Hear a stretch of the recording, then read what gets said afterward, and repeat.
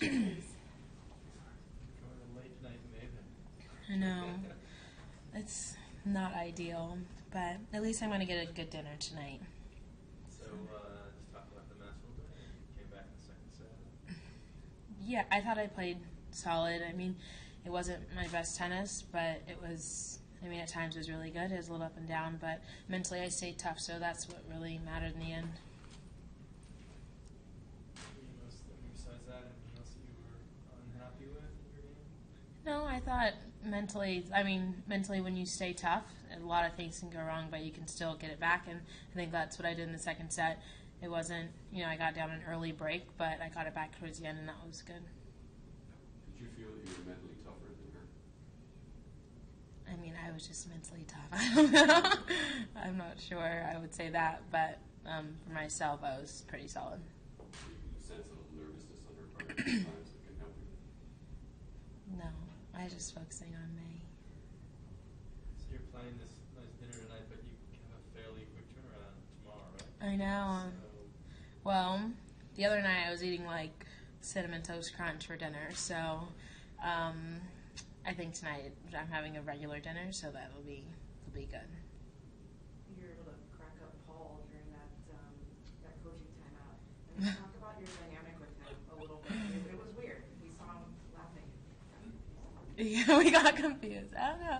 It's funny. I was just telling them that my stomach was hurting. Like, I was eating these dots or whatever that I've just, like, started trying. And he was like, maybe we should crack open the Tums. And I was like, what?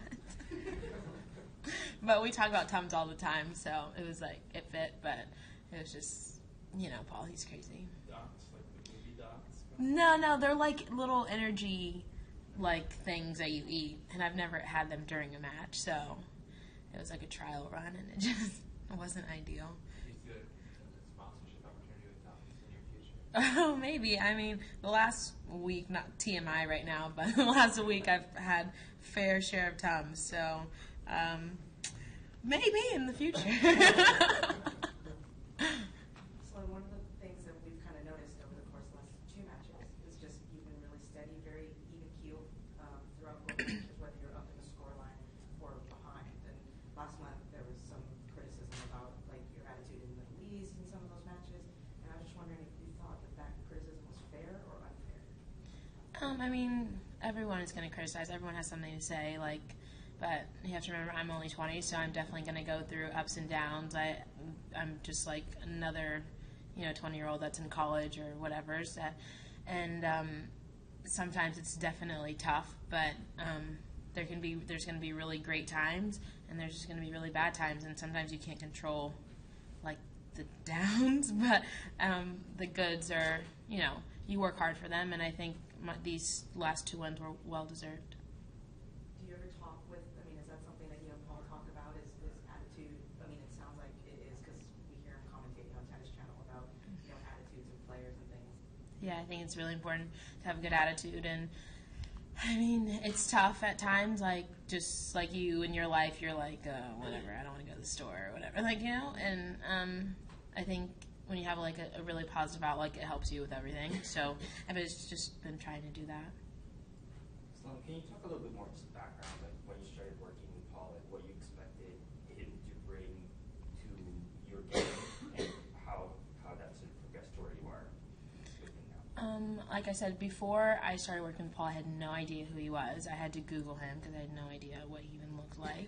So I was obviously he's coached like some really great players, so I was expecting him to make me like super good, but I wasn't really sure how he was going to do it or what, approach he was going to take. So I've definitely, he's kind of let me do my own thing, and he just added a few things here and there, but definitely worked a lot on the mental side and just staying positive and loving what I do and, just being happy on the court and really enjoying myself. So who linked you guys up? I had to Google. Well, I did Google him, but that was like the day before we were having lunch for the first time meeting. So I'm not sure how that happened, but it happened. We're here, so yeah. So did you ever mine his daughter for information on him? On him? No. No. But she just sent me a Snapchat. She's studying for finals in the library. She's like, I'm watching you. I'm like, you should be studying. But no, we don't ask information. Paul is everything's on the outside, so you definitely know what's going on, and he's a funny guy. So I can't tell you any stories. He'll be too embarrassed. But we have a good time. I know you like your life, and you talked in the past about you not missing, not being in college, stuff like that. But I mean, she's in college. I mean, do you ever feel like you're sort of in a sorority of one?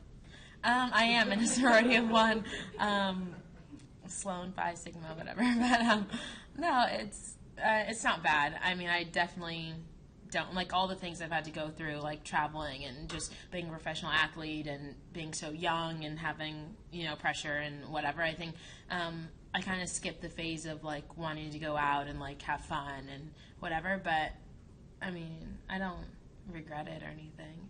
I think I just cut out a lot of drama in my life, which I think is ideal. You said there's less drama being a professional tennis player than would be in college. Yeah, I think so. I mean, girls are just full of drama. So, I mean, to be in college in a sorority, like, that would be overwhelming. There's 95 other girls. I know, but we're playing for money in a real job, so it's kind of different. It's a bit different than, we're arguing over boys and stuff. Like, that's not fun. Ivanova, she's a pretty heavy ball. Yeah. I've seen her play a couple of times. Obviously, she's come back. She's playing well. So, I mean, it'll be a good match. We're playing later tomorrow, so I think that'll be good for me. I know she hits like really flat and hits really hard. So, I think it'll be a good match. Obviously, I just have to go and have a good attitude and, do my thing, and I think I'll be all right.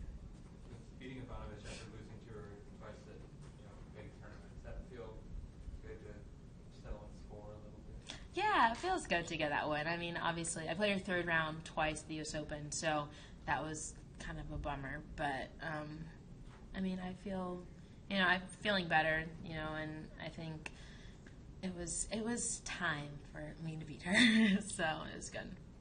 Is there a certain shot that, when you hit it and you hit it clean, like at the start of a match, that, okay, I'm on today? Like certain players will be like, oh, if I hit the backhand down the line, I know I'm good. Serve's clicking.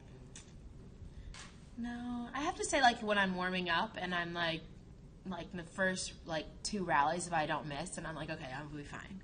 But if I, go up and I, even miss, the first feed, in the net, I'm like, oh, my God, today is going to be a tough day. So I definitely based off, the warm-up before rather than, when I start. You and you, Bouchard, are sort of grouped down a little bit together. Are you surprised at how far she's come in the last year or two? No, she's a great player. I've known her since I was 12 years old. We worked with the same coach for a long time, who she's still working with. So, me, Jeannie, Laura, Monica Puig, even we all played at the same academy, and we've all known each other forever. So, not surprising that we're all doing pretty well. And obviously, Jeannie's doing better than, I wouldn't say all of us, but she's had the best results this year. So, I think it's a good thing, and props to her, and she'll be. People are coming after her, so I think it's a good thing. It's a tough, what do you call that? A wave. A tough, what is it when someone's coming after you, trying to catch up to you? Well, how would you describe that? Chasing her? Yeah, a chase, just trying. Yeah, just trying to do whatever. Forget it. X that off the thing. Oh. What advice would you have for Jeannie? Basically, you kind of did the same thing. You made semis at the Australian Open kind of out of nowhere, both of you. Not completely out of nowhere, Yeah. surprisingly. So, what did you learn from that whole experience and all the aftermath of it that she might want to look out for? Yeah, definitely. I mean, it was tough for me, and I'm sure it'll be tough for her. She's the best Canadian player they have. She's young. She's really pretty. She has a lot going for her. So I think it'll be tough, but I think she'll get through it fine. She has a good team, and if she ever has a question for me, I'm open. So Does having it's fine. more going for you make it tougher? When you definitely have outside distractions, it's a little bit tough because you want to do everything. You want to say yes to everything, but I'm sure quickly she'll find out that that's not the way to go.